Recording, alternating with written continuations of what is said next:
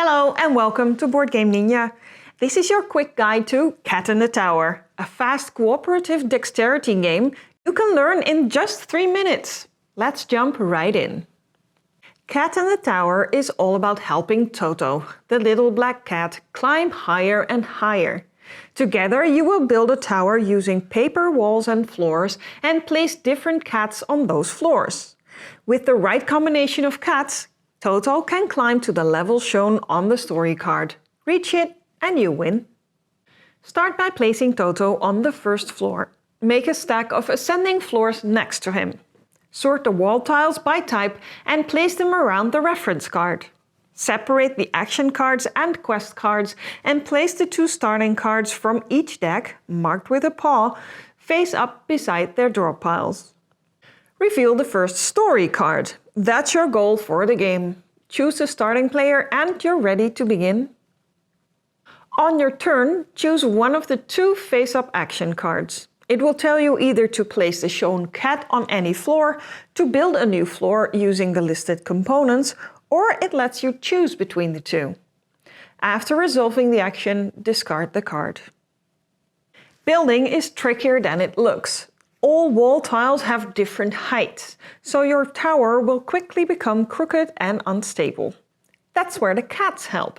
They add weight to lower floors and keep things balanced. Some cards add an extra challenge. You have to stroke every cat on the floor. After your action, check the quest cards. When you fulfill a quest, Toto climbs up 2 or more floors. All quests require you to place cats 1 floor above Toto's current position, so the weight of the tower gradually shifts upward. If you ever run out of cats, you may move one from another floor. You can only complete 1 quest per turn. You win when Toto reaches the 10th floor and stays there for 5 seconds at least. Read the back of the story card and resume the game by moving to the next card for a bigger challenge. If the tower collapses completely, you lose and must try again. But partial collapses are not the end. Anything still touching the tower, either on the ground floor or any upper floor, must be placed back by the current player. Wall tiles that fall off entirely become debris and are removed from the game. If you accumulate 5 debris, you also lose. There's one exception. Any component you place during this turn is never debris and must be put back. If Toto falls, don't worry. He always lands on his paws.